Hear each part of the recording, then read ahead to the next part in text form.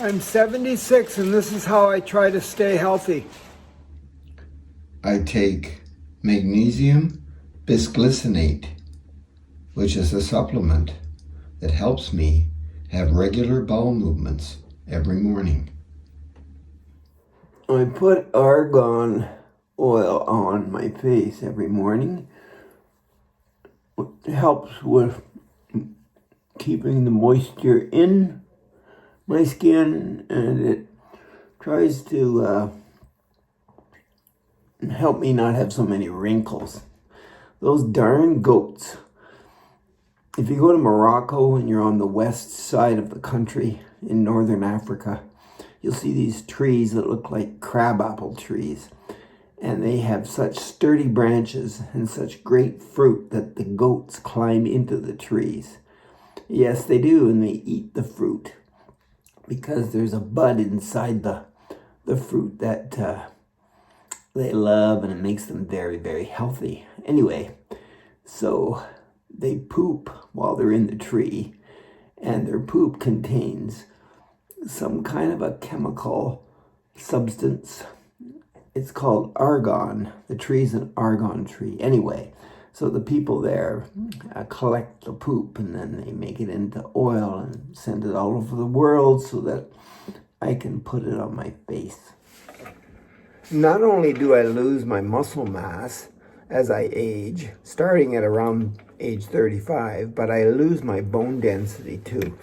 And all kinds of weird things can happen to your body if you don't drink enough water every day. So I try to drink 8 of these every day. In the morning, though, I start off with a little bit of D3, and put a couple drops of that in. You can take D with a capsule. I also, believe it or not, take a blood pressure pill every morning.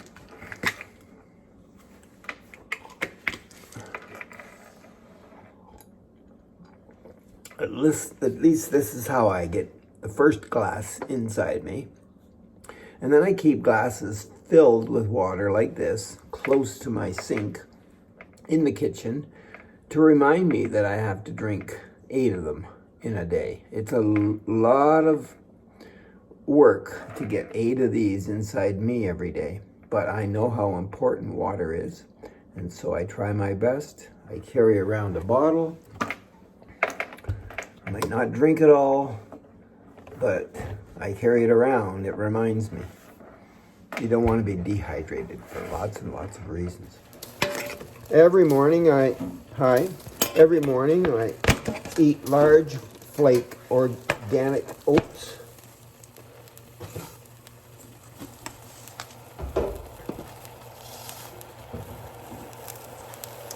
These oats have more protein in them than most grains. They contain numerous vitamins and minerals. And they have antioxidants and a soluble fiber called beta-glucan, G-L-U-C-A-N, beta-glucan, which promotes regular emptying of your bowels and fights constipation. Anyway, it's got so many benefits, this food, that I eat it every morning. There's no way I want to be constipated, especially if I don't drink enough water. Whoa, turn it down, cook it for at least 10 minutes on low. And the other thing about this breakfast cereal, organic, remember that word? Large flake oats. I get to add my blueberries and my flaxseed and my kefir, that milk type liquid that has lots of great probiotic bacteria in it. Anyway.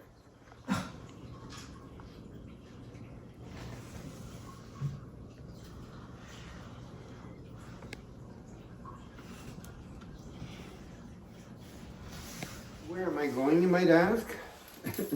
What is it, 7:30 in the morning?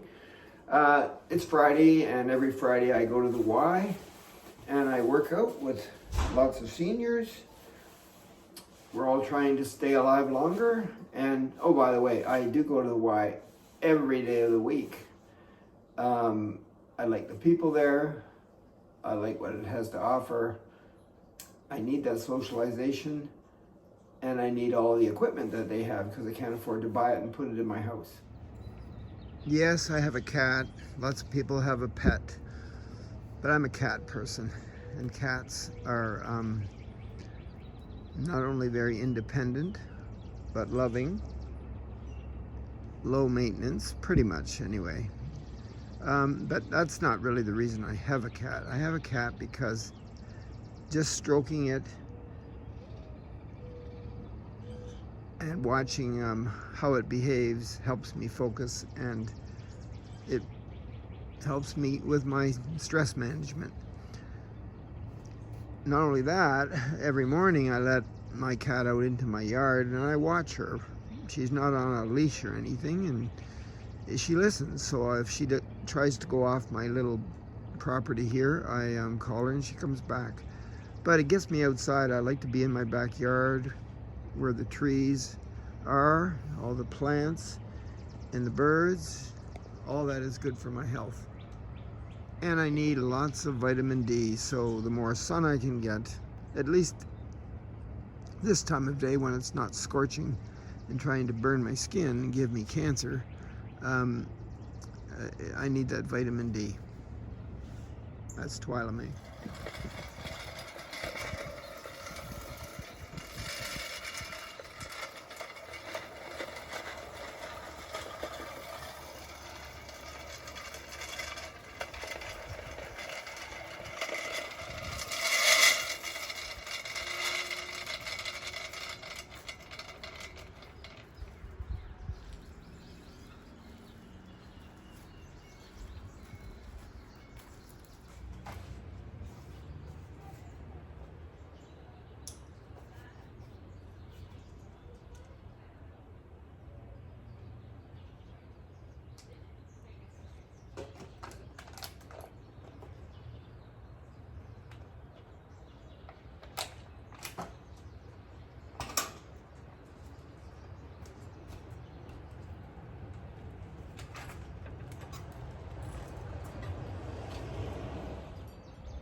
I shop at the thrift store and I look for things that I can use for my exercise program, and I found 3 juggling balls. You can get these, I think, at the dollar store for $1 each, but they only cost me 25 cents for 3 at the thrift store. And I use those for balance and coordination. I'll show you that in a minute. And then I found these, what are they, 3-pound weights? Nope, 2-pound weights. Says right on them, 2 pounds. 2 pounds. And I use them for a more structured resistance training program where I do presses overhead, presses, presses, presses, presses. I do a lot of pressing. Sometimes I press by doing a squat, so I do a squat and I lift them up and put them down. That's a straight arm press as I'm squatting. So I use these for lots of great exercises. And the juggling balls, well, I take 2 in one hand and 1 in the other, and I throw it and catch it 10 times.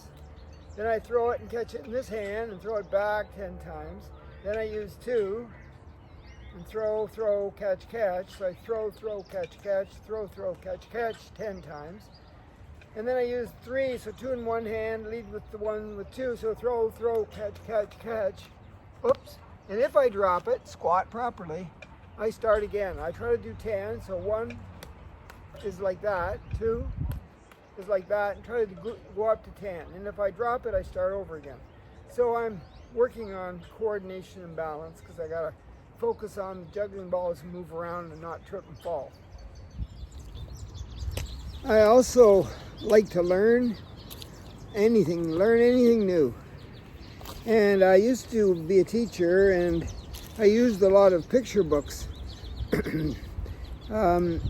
for the kids in the primary grades, and then I started using them for the kids in the intermediate grades to teach them different things, and they enjoyed them. And then I thought, you know, I'm going to teach adults how to remember.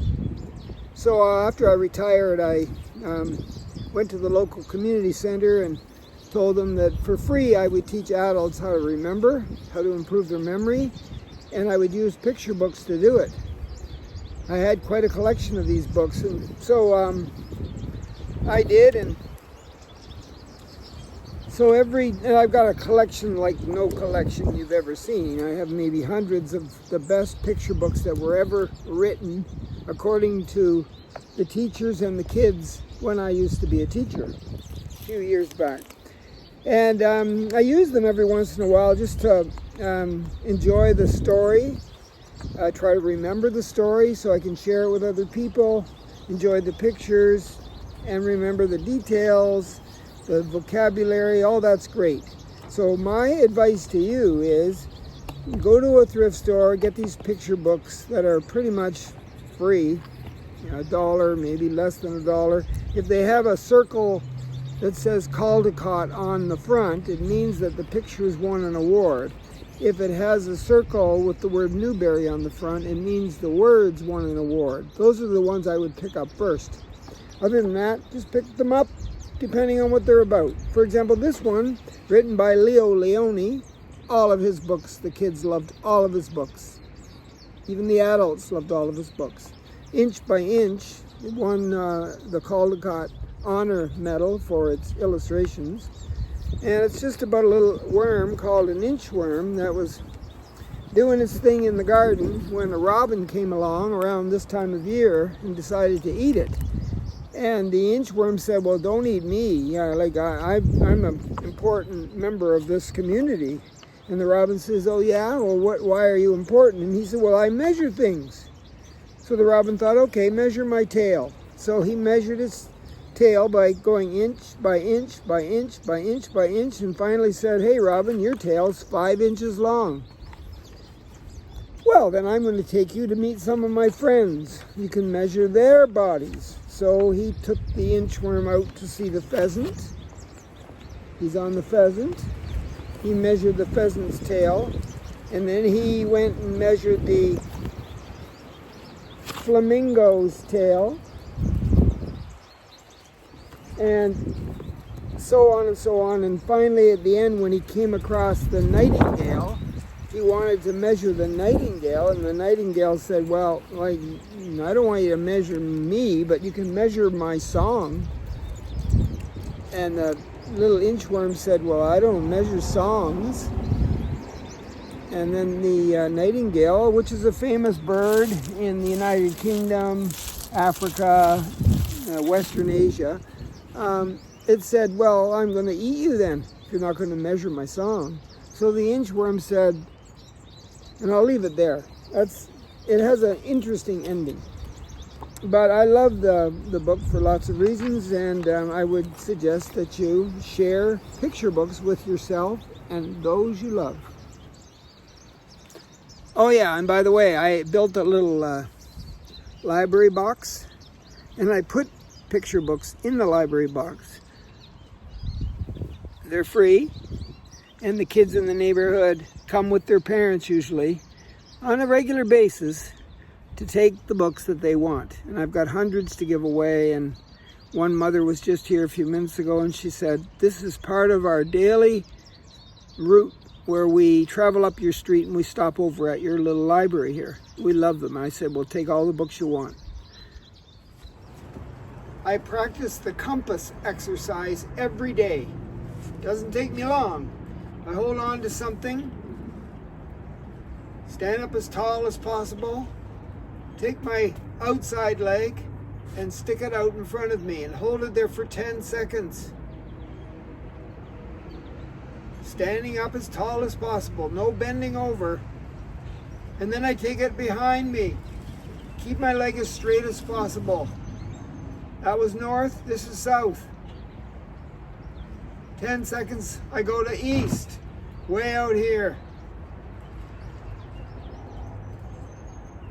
Then I finish off with west, across my body, keep the legs straight, stand tall.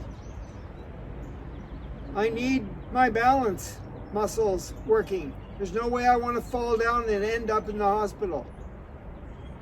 Then I do the other side. South. North.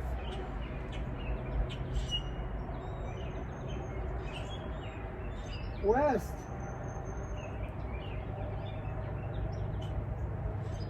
And east.